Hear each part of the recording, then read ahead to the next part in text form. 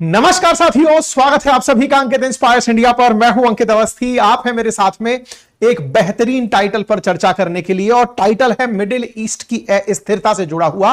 और अस्थिरता कुछ इस मायने में क्योंकि इस समय ईरान और इजराइल जिस तरह से आपस में उलझे हुए हैं, उनके बीच में कौन सा तीसरा देश आकर कूदता दिख रहा है, और अगर वो कूदता है तो क्या यह संघर्ष जो दो देशों के बीच है यह बढ़ जाएगा। आज के सेशन में जिक्र है क्योंकि खबर है कि पाकिस्तान ने इजराइल के खिलाफ ईरान को आश्वस्त किया है कि यदि इजराइल आप पर कोई हमला करता है और वो परमाणु संबंधित होता है तो मैं भी आपके बिहाफ पर इजराइल पर हमला कर दूंगा। इस तरह के पाकिस्तानी क्लेम कितना मायने रखते हैं आज के सेशन में जिक्र करेंगे, क्योंकि इस समय ईरान के नाम से चल रहे तमाम ट्विटर हैंडल्स पर पाकिस्तान को धन्यवाद दिया जा रहा है। ये सभी ट्विटर हैंडल्स जो कहीं ना कहीं ईरान और पाकिस्तान की सॉलिडेरिटी शो कर रहे हैं, मित्रता प्रदर्शित कर रहे हैं, और उनकी तरफ से धन्यवाद पाकिस्तान चल रहा है। Thank you Iran, thank you Yemen, thank you Pakistan, कुछ इस तरीके से लोग अपनी तरफ से स्टेटस डाल रहे हैं। कुछ लोगों का कहना है कि पाकिस्तान का ईरान पे महंगा भी बहुत है, क्योंकि आसिम मुनीर जिन जिन से हाथ मिलाए वो फिलहाल यहां नहीं है। ऐसे में अब जिन जिनको आसिम मुनीर ने छुआ, ईरान में उनका आगे क्या होगा, तमाम प्रकार की बातें चल रही हैं। इस बीच में ईरान की तरफ से जो भी ट्विटर हैंडल्स रन हो रहे हैं, उनमें पाकिस्तान की इस बात की तारीफ की जा रही है कि वो ईरान के साथ खुलकर आकर खड़ा हो गया है, और उसने कहा है सभी मुस्लिम देशों को कि वो सब संघर्ष करें और पाकिस्तान की तरह पूरा मुस्लिम वर्ल्ड ईरान के साथ आ जाए और ईरान के साथ मिलकर इजराइल के खिलाफ संघर्ष करे। मैंने कल भी अपनी पाठशाला पर इसी समय एक सेशन किया था जिसमें बताया था कि पाकिस्तान ने पहले सॉलिडेरिटी शो की थी और मुसलमानों को आह्वान दिया था, और अब आगे का अपडेट इस तरह है कि कल शाम को ईरान के एक रक्षा विशेषज्ञ ने कही है या सिक्योरिटी काउंसिल के मेंबर ने टीवी इंटरव्यू में यह बयान देकर सबको चौंका दिया कि पाकिस्तान ईरान के बिहाफ पर इजराइल पर न्यूक्लियर बॉम्ब तक यूज करने के लिए तैयार है। इन बातों में कितनी सत्यता है, या फिर उड़ता तीर पाकिस्तान ने ले लिया है, आज के सेशन में विस्तार से हम आपके साथ चर्चा करने वाले हैं। क्योंकि हेडलाइंस बन चुकी हैं ईरानियन जनरल का क्लेम करना कि Pakistan will launch nuclear attack on Israel if Tehran is bombed. तो इस प्रकार से ये हेडलाइंस इस समय बन चुकी हैं। आज के सेशन में इसका तो हम एनालिसिस करेंगे ही, इस पूरे संघर्ष में जो अपडेट्स हैं वो भी बताएंगे। ट्रंप ने शांति के क्या ताजा ऑफर दिए हैं वो भी बताएंगे, और ये भी बताएंगे कि कैसे ट्रंप ने खैमनेई को मरने से बचा लिया, क्योंकि इजराइल का कुछ ऐसा प्लान था कि वो ईरान के सुप्रीम कमांडर को ही खत्म करने वाला था। तो आज के सेशन में इस बात का भी जिक्र होगा। एक जिक्र और होगा कि अमेरिकन्स को जो ईरान में हैं उन्हें तत्काल प्रभाव से देश छोड़ने के लिए कह दिया है। एक जानकारी और देंगे, और वो जानकारी होगी कि इजराइल ने धमकी दी है कि आपने मेरे सिविलियंस को टारगेट किया है, आपके सिविलियंस का क्या होगा, अब ये आने वाली रातें बताएंगी। इसका मतलब रातों का इंतजार सभी को है। ईरान में कैजुअल्टीज की संख्या लगातार बढ़ रही है, डेथ टोल बढ़ रहा है। ऐसे में आगे क्या अपडेट्स होंगे और वो बताएंगे। और सबसे आखिर में जो आप सबके लिए बहुत ज्यादा जरूरी है जानना, और वो ये कि ईरान और इजराइल के बीच बढ़ते इस संघर्ष से भारत को क्या नुकसान होगा। आज बहुत सारे टाइटल्स सिंगल यूनिट में कवर होने जा रहे हैं। आप सबसे गुजारिश है सेशन को ज्यादा से ज्यादा साथियों के साथ साझा कर लें। चैनल पर नए हैं तो सब्सक्राइब कर लें, क्योंकि आज सारे एंगल्स पर डिस्कशन होना बाकी है। और हां, एक एंगल और भी, अडानी के हाइफा पोर्ट पर हमला हुआ भी था या नहीं, और हुआ था तो नुकसान हुआ कि नहीं, और नुकसान हुआ तो फिर कितना हुआ, सारी बातें आज के सेशन में। लेकिन हां, फादर्स डे के उपलक्ष्य में मैंने जो तमाम साथियों के लिए ऑफर चलाया हुआ है वो ऑफर कंटिन्यू है, उसका आप लाभ अवश्य लें।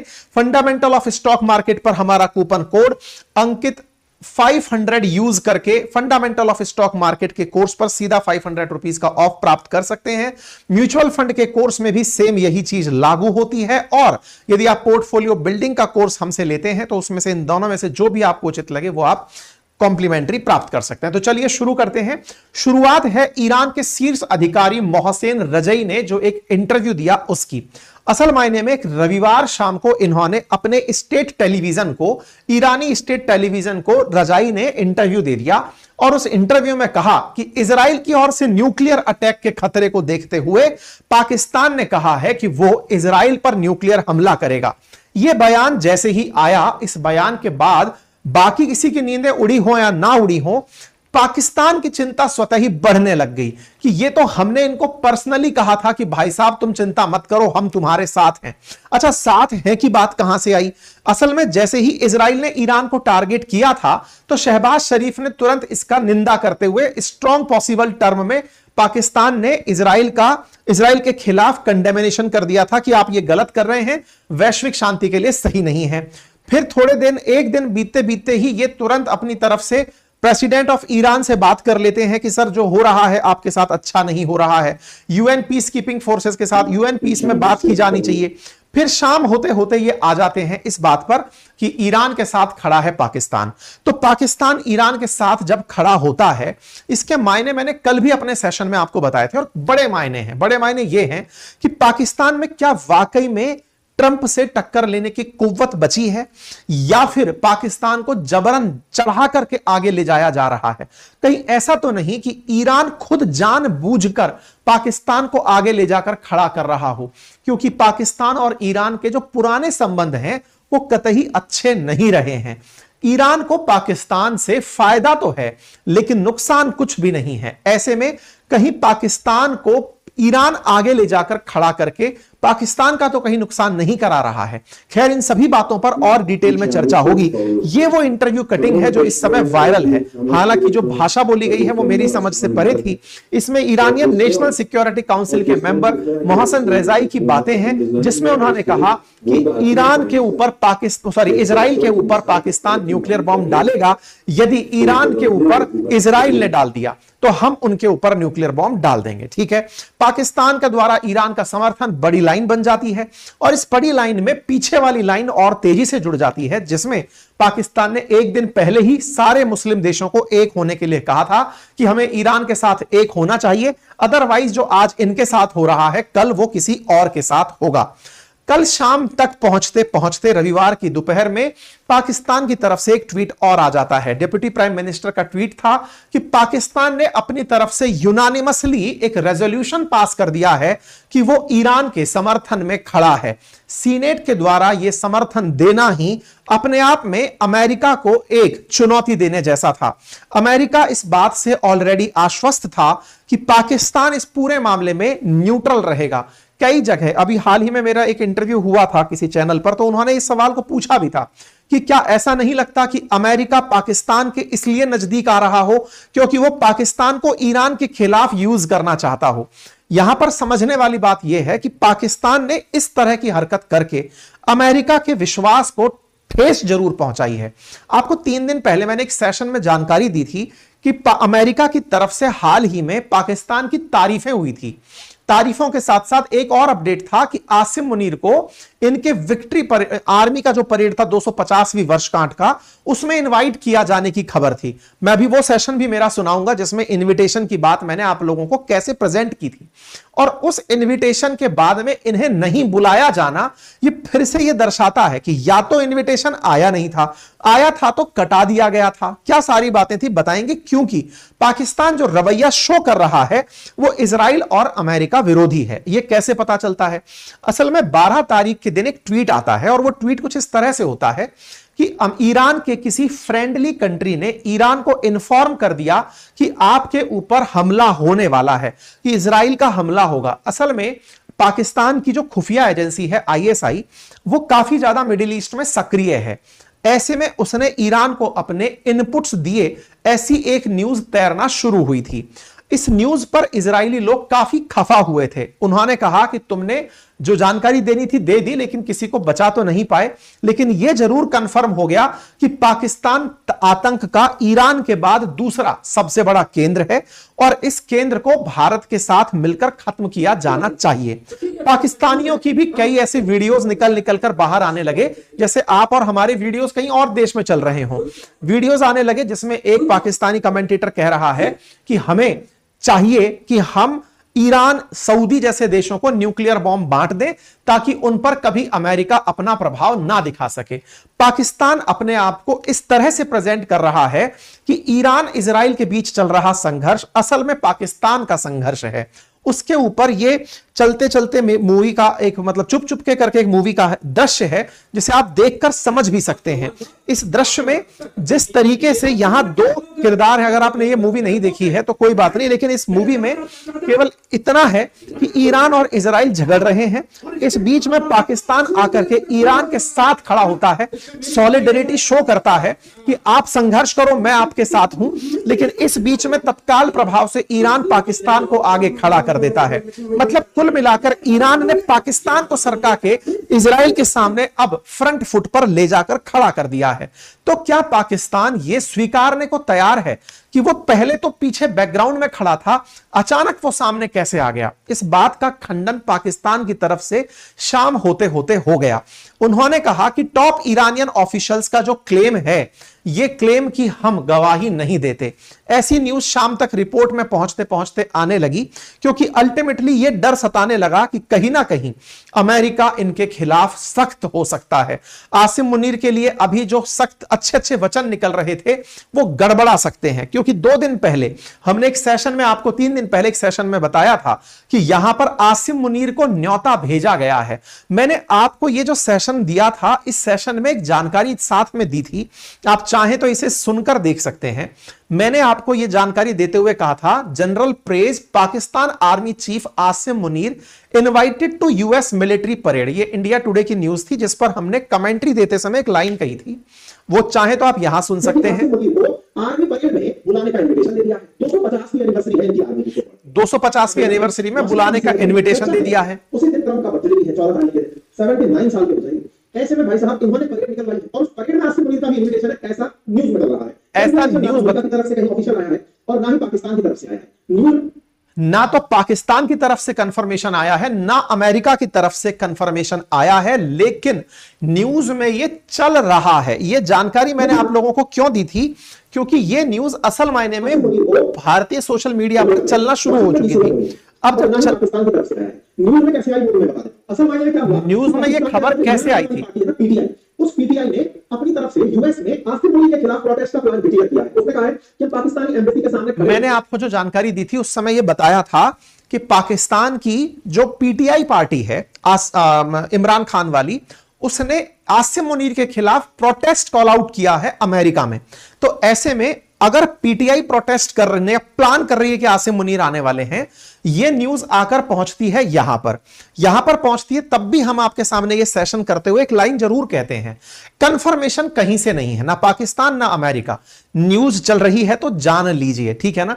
तो उम्मीद है कि आप न्यूज को जब सुनते हो तो यह सारी बातें जिन पर मैं बार बार क्लेम डाल रहा होता हूं कि यह न्यूज चल रही है, ठीक है, ऐसे में यह खबर जब हुई तो कहीं ना कहीं अब इसको ऐसे जोड़कर देखा जा रहा है कि 12 तारीख, 13 तारीख, 14 तारीख पाकिस्तान का जो ईरान के प्रति प्रेम उजागर हुआ, अमेरिका बुलाने वाला था लेकिन बुलाया नहीं। अब ये कंक्लूड करने वाली बातें हैं, ना ऑफिशियली किसी देश ने प्रूव की हैं और ना ही हम करेंगे। ये डिप्लोमेसी की वो चीजें हैं जो बिहाइंड द सीन चल रही होती हैं, एग्जीक्यूट हो जाती हैं तो दिखा दिया जाता है, ठीक है साहब? अच्छा, फिलहाल के लिए पाकिस्तान के प्रति अमेरिका का जो भी रवैया हो, हेडलाइन जरूर ये बन जाती है, US denies inviting Pakistan army chief Munir to 250 army anniversary. बोले साहब हमने इनको इनवाइट नहीं किया था। अब जब इनवाइट नहीं किया ये न्यूज आती है तो शाम को पाकिस्तान खुद निकल के आ जाता है और कहता है कि साहब देखो, हम रिजेक्ट करते हैं कि हमने मिसाइल सप्लाई ईरान को करने के बारे में कोई बयान नहीं दिया था। अब ये मिसाइल सप्लाई की बात क्या आ गई? लोगों ने इस बात को इस तरह जोड़कर दिखाना शुरू कर दिया कि पाकिस्तान ने ईरान के साथ जो सॉलिडरिटी शो की है ना, उसका मतलब है कि ईरान को अब पाकिस्तान अपनी मिसाइलें देगा और पाकिस्तान अपनी तरफ से न्यूक्लियर बॉम्ब भी देगा। असल में जो ईरानियन जो जर्नल थे उन्होंने बात बोली ये थी कि पाकिस्तान ने कहा है कि उन पर हमला हुआ तो वो आपके बिहाफ पर इजराइल पर हमला करेगा। न्यूज बन क्या गई कि पाकिस्तान सप्लाई करेगा। पाकिस्तान शाम को आकर सफाई देता है और कहता है कि ये सारी रिपोर्ट्स बेसलेस हैं और ऐसा कुछ भी हमने पब्लिक डिस्कशन में नहीं डाला है। ये पाकिस्तान की फॉरेन मिनिस्ट्री की तरफ से एसोसिएट प्रेस को किसी ने अनोनिमिटी के आधार पर इंटरव्यू दिया, अपनी पहचान ना बताते हुए यह इंटरव्यू दिया और कहा कि हमने ऐसा कुछ भी नहीं कहा है।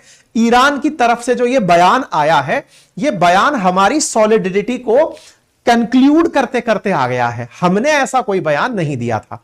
पाकिस्तान कहीं ना कहीं अब ऐसी जगह जाकर फंस गया है जहां एक और ईरान के लिए वो बहुत आगे बढ़ गया, लेकिन दूसरी तरफ अब अपने बयान से जो उसे रेस्पेक्ट अपने देश में मिलने लगी कि यार साथी हो तो कोई ऐसा जो ईरान के साथ जाकर खड़ा हो गया, ऐसे में क्या वो अमेरिका का गुस्सा बर्दाश्त कर पाएगा? इजराइल की कहीं मिसाइल दिशा नहीं बदल पाएगी?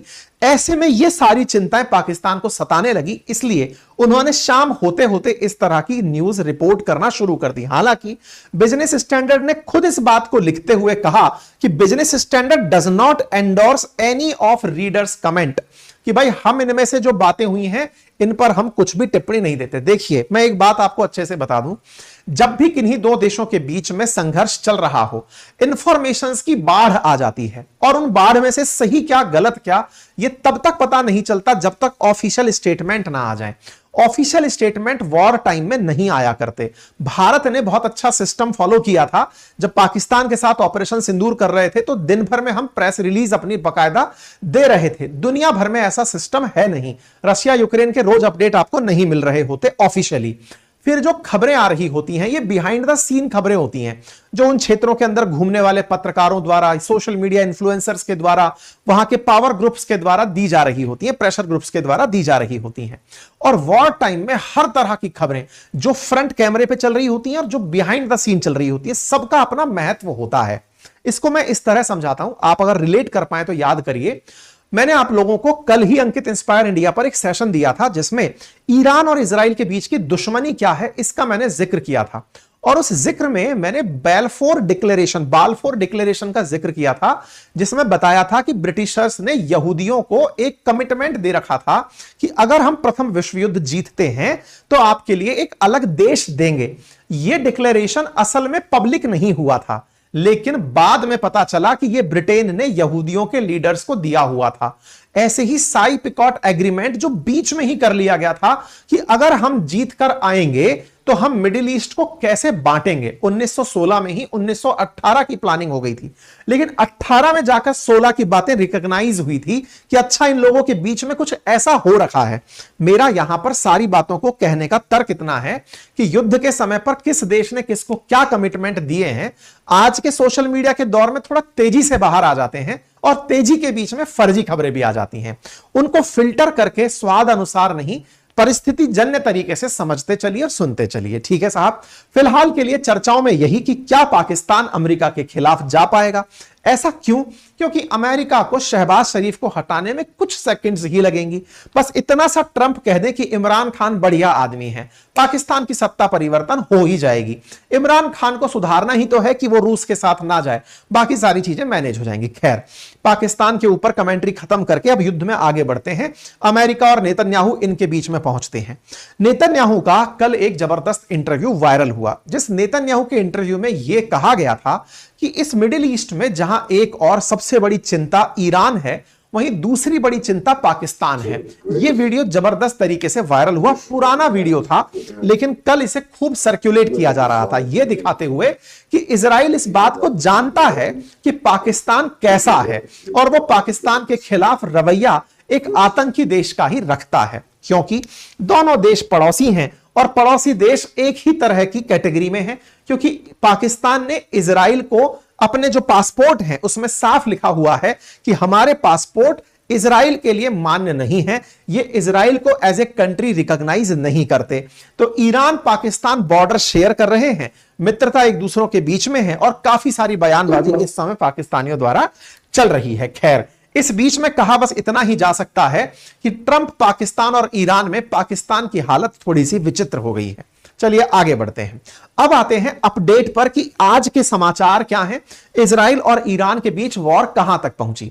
देखो, आज तक के अपडेट्स को अगर मैं समराइज करूं एक लाइन में, तो इजराइल अपनी तरफ से कह रहा है कि मैंने सैन्य ठिकानों को और न्यूक्लियर पावर प्लांट्स या न्यूक्लियर एनरिचमेंट जहां हो रहा था उन्हें टारगेट किया है। वहीं दूसरी तरफ इजराइल दुनिया को यह बता रहा है कि ईरान ने मेरे सिविलियन इलाकों को टारगेट किया है, जहां आम जनमानस रहता है वहां पर मिसाइलें दागी हैं। हमने अपनी तरफ से यह क्लियर रखा था कि हम सेना और नाभिकीय ठिकानों को टारगेट करेंगे, लेकिन ये लोग हम पर हमला करते समय सिविलियंस के साथ डिस्टेंसेस को मेंटेन नहीं कर रहे हैं। ऐसे में इजराइल अपनी तरफ से साफ रवैया जता चुका है। क्या जताया है जरूर बताऊंगा। आगे चलते हुए उन तस्वीरों को एक बार देख लेते हैं जो जारी हुई यह बताने के लिए कि इजराइल ने वाकई में ईरान के सैन्य ठिकाने और नाभिकीय जो पोर्ट थे, नाभिकीय जहां रिएक्टर्स थे या फिर जहां एनरिचमेंट प्लांट लगे थे, उन जगह पर हमला किया था। ये तस्वीरें जो आ रही हैं, इन तस्वीरों में से नतांज की तस्वीरें भी बताई गई हैं जहां पर सबसे ज्यादा न्यूक्लियर एनरिचमेंट चल रहा है। न्यूक्लियर एनरिचमेंट बोले तो उस तरह का यूरेनियम बनाना जो नाभिकीय बम में काम आता हो। यूरेनियम के जो ओर आते हैं उन्हें पिच ब्लेंड के नाम से जाना जाता है। उनमें से यूरेनियम 92 235 नाम का आइसोटॉप न्यूक्लियर बॉम्ब बनाने के काम आता है। तो बाकी ओर से इस ओर को या बाकी आइसोटॉप से एक आइसोटॉप को बनाने की जो प्रक्रिया है न्यूक्लियर रिएक्शंस के माध्यम से, उस प्रक्रिया को न्यूक्लियर संवर्धन या यूरेनियम एनरिचमेंट कहा जाता है। इस यूरेनियम एनरिचमेंट का प्लांट ईरान में नातांज में है, जिसे इजराइल ने टारगेट किया है। ठीक है, चौथे दिन की भी लड़ाई लगातार जारी है। ईरान की तरफ से विदेश मंत्रालय का बयान आता है, कहा जाता है कि रविवार रात को ईरान ने 100 से ज्यादा लोग ईरान के अंदर घायल हुए हैं। एक दिन पहले इजरायली सेना ने ईरान के रक्षा मंत्रालय को भी निशाना बनाया था। ईरान के स्वास्थ्य मंत्रालय के अनुसार इजरायली हमलों में अब तक 224 लोगों की ईरान में जान जा चुकी है और 1277 से ज्यादा लोग घायल हो चुके हैं। वहीं दूसरी तरफ एक अन्य रेफरेंस से जानकारी बाहर निकलकर आती है और वो ये है कि लगभग 406 लोगों की ईरान में मौत हो चुकी है।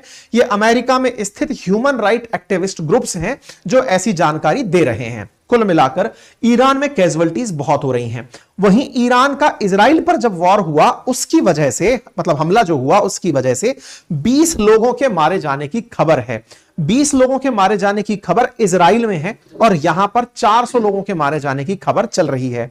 फिलहाल के लिए ये जो तस्वीरें आप देख रहे हैं, इन तस्वीरों में इजराइल के द्वारा ईरान के अंदर जो मिनिस्ट्रीज हैं, चाहे विदेश मंत्रालय हो, उन सबको टारगेट करने के बाद की तस्वीरें हैं। बिल्कुल लोकेशंस को टारगेट किया जा रहा है, या तो वो डिफेंस के वेपन बनाने के काम आ रही हो या मिनिस्ट्री की जगह हो, उन्हें टारगेट किया जा रहा है। नेतन्याहू ने इजराइल के आईआरजीएस इंटेलिजेंस चीफ और उसके डेप्यूटी को भी मार दिया है, ऐसी खबर आज सुबह निकल कर आती है। मतलब इजराइल ने इनका जो सबसे टॉप कमांडर था पहले सेना का, उसे खत्म किया। उसके बाद सेना के सेकंड कमांडर आईआरजीसी के ग्रुप के कमांडर हैं, उनको खत्म किया। अब इनके इंटेलिजेंस के टॉप कमांडर को भी इजराइल ने मार दिया है। बदले में ईरान ने इजराइल पर हमला किया, जो सिविलियन इलाकों में हुआ, उसकी तस्वीरें यहां पर दिखाई दे रही हैं। साथ में ये तस्वीरें बताती हैं कि कुछ डैमेज यूएस की जो एम्बेसी ब्रांच है तेल अवीव में, वहां पर भी ईरान के हमलों से हुआ है। एक तरीके से यूएस के ठिकानों पर हमला होना, यूएस को इनवाइट करना है। लोग बार बार एक पर्ल हार्बर के इंतजार में हैं, फिर से एक बार वैसी ही दुर्घटना हो जब जापान ने अमेरिका के पर्ल हार्बर पोर्ट पर हमला कर दिया था। इंतजार में है कि बस अमेरिका किसी ना किसी तरह कूद पड़े। इसी बीच में इजराइल के डिफेंस मिनिस्टर की तरफ से बयान आता है और वो कहते हैं, the arrogant dictator from Tehran has become a cowardly murderer who fires targeted shots at the civilian home front in Israel to deter the IDF from counting the attack that is collapsing its capabilities. The residents of Tehran will pay the price and soon. ये जानकारी आज सुबह की है। इसका तर्क ये निकाला जाए कि इजराइल ने अपनी तरफ से कहा है कि आप हमारे लोकल्स को मार रहे हैं, यानी कि सिविलियंस को मार रहे हैं, और सिविलियंस को मारना बुद्धिमता नहीं है। अगर ऐसा करते हो तो लाइन इसको बहुत गहराई से पढ़ा जाना चाहिए और इसका मतलब यह निकलना चाहिए, सून का मतलब आज है और आज का मतलब इनकी रात ही होती है। Residents of Tehran will pay the price, मतलब कि सिविल जो रेजिडेंट्स ऑफ तेहरान हैं उन पर आज रात को हमला होगा। ये आप कैलकुलेट कर सकते हैं। काफी रिलायबल डिफेंस मिनिस्टर जैसा डिफेंस का अगर व्यक्ति बोल रहा है, तो ऐसे में डिफेंस मिनिस्टर का जो ये थ्रेट आता है, तो Israel is expected to order citizen from various neighbourhood in Tehran to evacuate in coming hours and then take action against infrastructure and government buildings. बिल्कुल बैरूत मॉडल की तरह तेहरान में हो सकता है बड़े हमले हो। ऐसा कयास आज दिन में लगना शुरू हो चुका है। मतलब मैं आपके इस सेशन में हूं और इस समय पर सेशन से पहले की जो सूचनाएं हैं वो इस तरह की हैं कि आज यहां पर ईरान में बड़ा हमला सिविलियंस पर हो सकता है इजराइल की तरफ से। अब वो कैसे होगा ये आने वाला समय बताएगा। इस बीच में अमेरिका का अपने सिटीजन्स के लिए एक ऑर्डर आ जाता है ईरान में, और इस जगह पर यूएस की वर्चुअल एम्बेसी जो ईरान में काम कर रही है वो अपने सिटीजन से कहती है जो जो बॉर्डर नजर आ रहे हैं, फिर चाहे तुम्हें ईरान का बॉर्डर अर्मेनिया से जुड़ा नजर आ रहा हो, तुर्की के साथ जुड़ा नजर आ रहा हो, अजरबैजान के साथ जुड़ा नजर आ रहा हो, वहां से निकल लो। यह जानकारी अमेरिका ईरान में अमेरिकियों को देते हैं। आप कहेंगे सर ये जहां झगड़ा हो अमेरिकी पाए जाते हैं। देखो अमेरिकी हर जगह अपना किसी ना किसी तरीके से एंट्री करके रखते हैं। ऐसे में अमेरिकियों को यह सूचना कि जो बॉर्डर दिख रहा है वहां से निकल लो, यह अपने आप में वैसी ही चिंता व्यक्त करता है जैसे कभी लेबनान में अमेरिकियों ने दी थी, जैसे यूक्रेन में दी थी, जैसे फिलिस्तीन में दी थी। बिल्कुल वैसे ही सूचना यहां पर दी गई है। अर्थात अमेरिकी इंटेलिजेंस इस बात को लेकर सज्ज है कि ईरान के तेहरान पर और आसपास के इलाकों पर इजराइल के हमले रुकने वाले फिलहाल तो नहीं है। ऐसे में US government can not guarantee your safety if you choose to depart using these options you should leave only if you believe it is safe to do so. देखो भाई फिर हम जिम्मेदार नहीं होंगे, अभी कह दिया है करना है कर लो नहीं तो रहो। इस बीच में भारत ने भी अपने 10,000 भारतीयों को रेस्क्यू करने का प्लान कर लिया है। भारत के विदेश मंत्रालय ने अपने राजनयिकों को जो ईरान के अंदर छात्र हैं उनकी मदद से सुरक्षित स्थान पर ले जाने का कल शाम को एक नंबर भी जारी कर दिया गया और एडवाइजरी भी जारी कर दी गई कि सभी इंडियंस नेशनल जहां जहां पर हैं वो इस तरह से सुरक्षित हो जाएं। इसी तरह इजराइल ने कल रात को अपने ऊपर जो हमले देखे उनकी तस्वीरें निकलकर आई जिसमें हाइफा पोर्ट सुर्खियों में था। अब ये हाइफा पोर्ट क्या है वो समझ लेते हैं। असल मायने में हाइफा इजराइल के one of the busiest port में से एक है जिस पर अडानी ने 70% कुल खर्च का इन्वेस्ट किया है। लगभग 1.5 बिलियन के आसपास का अडानी का इन्वेस्टमेंट इजराइल में है। उस पोर्ट को निशाना बनाया गया। 15 तारीख को ऐसी सुर्खियां चलने लगी। हाइफा पोर्ट मेडिटेरेनियन सी के अंदर कनेक्टिविटी का पोर्ट है और इजराइल के इस पोर्ट को ईरान द्वारा निशाना बनाया गया, ऐसी सुर्खियां चलने लगी। आज भी अभी जब आपका सेशन में लेकर आ रहा था उस समय भी सुर्खियां ये थी कि हाइफा को फिर से निशाना बनाया गया। तो 2 बार निशाना बनाए जाने की खबरें आई, कल और आज। कल की खबर को तो अडानी के जो सीएफओ थे उन्होंने आकर खुद से साफ इनकार कर दिया कि ऐसा कोई नुकसान नहीं हुआ है हाइफा पोर्ट के ऊपर। तो ये जुगशिंदर रॉबी सिंह नाम से व्यक्ति हैं, इन्होंने इसे फॉल्स क्लेम किया। अडानी के सीएफओ हैं, इन्होंने कहा कि ऐसा अडानी का कोई नुकसान नहीं हुआ है। ये खबर जो दिखाई गई थी ये असल में तेहरान की ऑयल रिफाइनरी की थी, दिखा इसको हाइफा का कहकर दिया था। तो बोले कोई नुकसान नहीं हुआ है, लेकिन उसके बाद फिर से हमला हुआ है उसकी अभी तक कोई भी जानकारी नहीं है। हां, सूत्रों ने खबरें जरूर दी कि ईरान का जो पोर्ट है हाइफा पोर्ट, इजराइल का जो पोर्ट है उस पर ईरानी हमलों में कुछ शार्प नेल्स आकर गिरे थे, बिखरे हुए टुकड़े मिसाइल के आकर गिरे जरूर थे, लेकिन उसकी वजह से कुछ भी नुकसान नहीं हुआ है। मैं फिर से बता दूं कि अडानी का जो हाइफा बंदरगाह है उसमें 70% भागीदारी है और यह भागीदारी इन्होंने इजराइल की गैटॉड करके जो समूह है उसके साथ संयुक्त रूप से ली है। यह इजराइल में आयात और निर्यात के लिए एक महत्वपूर्ण पोर्ट के रूप में कंसीडर किया जाता है। ये कुछ तस्वीरें पहले की हैं, काफी ज्यादा वायरल रहती हैं। अब सवाल यह बनता है कि अगर ये दोनों उलझते हैं, आप इनको तो पहचानते हैं, खैमनेई इनका नाम है, इनकी भी जिक्र होना जरूरी है आज के सेशन में, सबसे अंत में होगा। फिलहाल के लिए इन दोनों को देखें तो आपका सवाल पहला यह है कि भारत क्या कर रहा है। भारत क्या कर रहा है से मतलब है कि भारत मध्यस्थता करा रहा है या नुकसान कैलकुलेट कर रहा है। आप पूछेंगे ऐसा क्यों? क्योंकि हम इन दोनों देश के साथ व्यापार करते हैं, हम दोनों के साथ मित्रता रखते हैं। मित्रता और व्यापार दोनों इतना ज्यादा स्टेक पर नहीं है जितना इनके झगड़ने से मिडिल ईस्ट से व्यापार, स्ट्रेट ऑफ हॉर्मुज से होकर, फारस की खाड़ी से होकर आने वाला व्यापार भारत के लिए मायने रखता है। मतलब इन दोनों के बीच में अगर झगड़ा फैलता है तो चिंताएं भारत की बढ़ जाती हैं। दोनों को अलग अलग टर्म्स में समझने का प्रयास करते हैं। पहला ईरान, इजराइल या फिर भारत के साथ जो व्यापार है उनको समझते हैं। देखिए, ईरान में दुनिया का 3% कच्चा तेल उत्पादित होता है और भारत पहले यहां से खूब सारा कच्चा तेल मंगाया करता था। भारत तो वैसे भी अपना 85% तेल इंपोर्ट ही करता है ईरान से, लेकिन हम लोगों ने अपने तेल को मंगाना थोड़ा थोड़ा कम कर दिया था। लेकिन अब जब तेल हम नहीं मंगाते तो इनके साथ हमारा जो व्यापार है वो किस तरह का है उसे आप देखिए। ईरान के साथ भारत जब व्यापार करता है तो हम $2.2 बिलियन का ट्रेड करते हैं। इजराइल के साथ हम लोग $2.4 बिलियन का ट्रेड करते हैं। लगभग $2.5 बिलियन का ट्रेड है और इन ट्रेड में लगभग सामान जो एक्सपोर्ट इंपोर्ट होते हैं वो दोनों की ताकत पर हैं। इजराइल डिफेंस इक्विपमेंट बनाता है तो हम उससे डिफेंस के इक्विपमेंट मंगाते हैं और ईरान तेल के लिए जाना जाता है, लेकिन जब से उसके ऊपर सैंक्शंस लगे भारत तेल के अलावा बाकी चीजें मंगाने लग रहा है।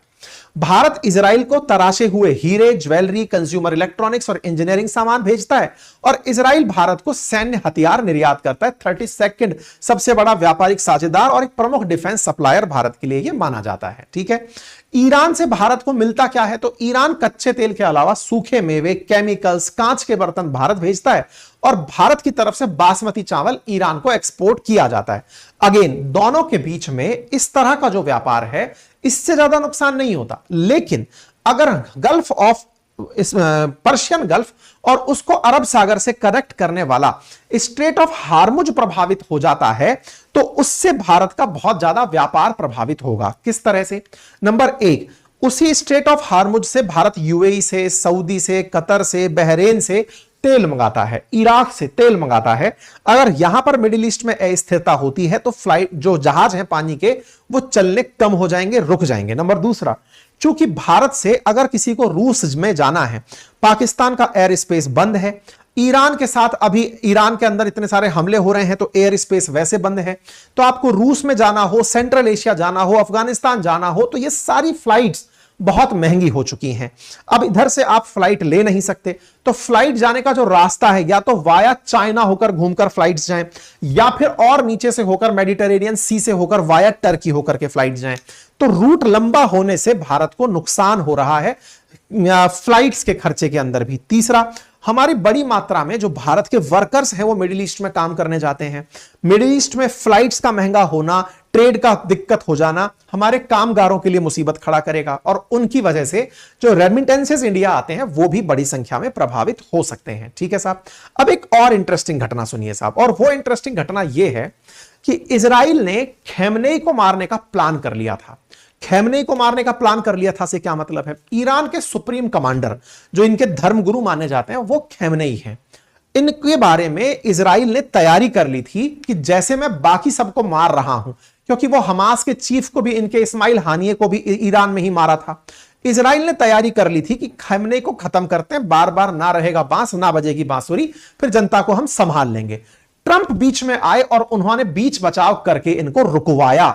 हालांकि बीच बचाव के नाम पर ट्रंप का एक बयान फिर भी सुर्खी में जरूर आया, और वो सुर्खी में बयान क्या आया वो मैं बताऊंगा जरूर, लेकिन इससे पहले ये बहुत ज्यादा बड़ी खबर है कि ट्रंप ने वीटो कर दिया इजराइल के इस प्लान पर कि आप सुप्रीम लीडर को नहीं मारेंगे। उन्होंने अपनी तरफ से इजराइल को रोका कि अगर यह हो गया तो भयंकर अशांति फैल जाएगी। अशांति किस तरह से? हो सकता है कि फिर ऐसे जो मुस्लिम कंट्रीज हैं वो सब यूनाइट ही हो जाएं कि यार ये सुप्रीम लीडर कोई नहीं छोड़ रहे हैं तो हमारी तो क्या वैल्यू है, तो ऐसे में उससे हम निपटेंगे कैसे? तो ट्रंप ने रुकवाया कि खमेनेई को मत मारो। अब आप पूछेंगे ये कहां से आ गई खबर आपके पास? असल में रॉयटर्स ने यह खबर निकाली थी। रॉयटर्स की यह खबर कि अमेरिका का वीटो लगा है खमेनेई को मारने पर, इजराइल अपनी तरफ से कह चुका। अब यह कंफर्म कैसे हुआ? कंफर्म क्या हुआ कि नेतन्याहू का एक इंटरव्यू लिया गया अभी, और उस इंटरव्यू में उनसे पूछा गया कि सर ये बताइए, और ये फॉक्स न्यूज चैनल ने ब्रेट बायर के साथ कोई विशेष रिपोर्ट है जो रविवार को आई, उसमें इनसे पूछा गया कि सर कुछ मारने का प्लान था क्या उनका? तो उन्होंने कहा देखो हमको जो करना है हम वो करेंगे, लोगों को जो कहना है वो कहेंगे, हम अपने प्लान किसी को बताते नहीं है। अच्छा ये बात सच भी है, इजराइल कभी बता के नहीं करता कि हम किसको मारने जा रहे हैं, हमारा दुश्मन कौन है। मारने के बाद बताता है दुश्मन नंबर 1 था ये जिसको हमने मार दिया। इसके साथ साथ ट्रंप का एक बयान और सरफेस हो रहा है, और वो सरफेस होता बयान अगेन ट्रंप के बचपने को दिखा रहा है। मतलब जैसे जैसे वो प्रौढ़ अवस्था की तरफ जा रहे हैं, उनकी जो वृद्ध अवस्था की तरफ जा रहे हैं, उनके इस बयान में उनका बचपना झलक रहा है। कैसे? आप जरा पढ़ें। ये कह रहे हैं कि देखो भाई युद्ध रोक लो, मैंने आपके सामने भी ऑफर दे दिया है, मैं बढ़िया से ट्रेड करूंगा आप लोगों के साथ, जैसे मैंने इंडिया और पाकिस्तान से कहा था। मैं जब आया था पहली बार तो मैंने सर्बिया और कोसोवो को लड़ने से रोका था, मैंने युद्ध नहीं रोकने दिया, मैंने युद्ध नहीं होने दिया, मैंने इथोपिया के अंदर भी युद्ध रुकवा दिया था। आप लोग युद्ध रोक लीजिए, और इजिप्ट और इथोपिया को लड़ते हुए मैंने रोका था। फिर लास्ट में ये जो सबसे अच्छी बात बोलते हैं, जिसको देख करके आपको वाकई में मतलब मेरा क्यूट सा ट्रंप ऐसी वाली फीलिंग आएगी, वो वाला क्या है, उसमें ये साफ कह रहे हैं, there is a peace at least now because of my intervention and it will stay that way, likewise we will have peace soon between Israel and Iran, many calls meeting now taking place, I do a lot. अब ये वाला जो line है ना, ये बिल्कुल बिल्कुल वैसा है, मतलब मुझे पता नहीं क्यों बार बार याद आ जाती है कुछ ऐसे लोगों की, कुछ उनके बयान याद आ जाता है, मैं बहुत करता हूं लेकिन कोई मानता नहीं है, वो वाली बात कि आई do a lot and never get credit for anything but that's okay, the people understand। अब इनको दुनिया समझे, make the middle east great again, इस बार ये अमेरिका की जगह मिडिल ईस्ट लिख दिए, और इस बात में ना इनका वो दर्द झलक रहा है जो आप और हम इनकी मजाक बनाकर लिए हैं। इनकी पीआर टीम ने इनको बताया होगा कि सर वो आपने इंडिया और पाकिस्तान के बीच में जो शांति का क्रेडिट लिया ना, कि मैं शांति कराया, लोगों ने आपकी मजाक बना ली है, तो इस बात पर ये बोल रहे हैं। मैं बहुत करता हूं लेकिन मुझे क्रेडिट नहीं मिलता है, ये दर्द वाकई में ट्रंप का झलकता है, और थोड़ा सा ये लगता है कि ट्रंप कितने इनोसेंट हो आप, मतलब ये बिल्कुल वैसे ही हैं। हाँ मोदी जी, क्यों नहीं कहते, आप कहिए ना, एक बार कह दीजिए ना, प्लीज कह दीजिए ना कि आप ही ने सब रुकवाया है। खैर युद्ध रुकवा दिए पापा वाली बात हो गई। फिलहाल के लिए ट्रंप इस बात से परेशान है कि उन्हें कोई क्रेडिट नहीं दे रहा, लेकिन हां ईरान और इजराइल के बीच में ट्रंप फिर से प्रयास कर रहे हैं कि मैं शांति ले ही आऊं, लेकिन शांति के नाम पर यह फुल शांति ना ला दे, कहीं यहां पर पूर्ण विराम लगा दे और उसके बाद में मामले को और भड़का दे।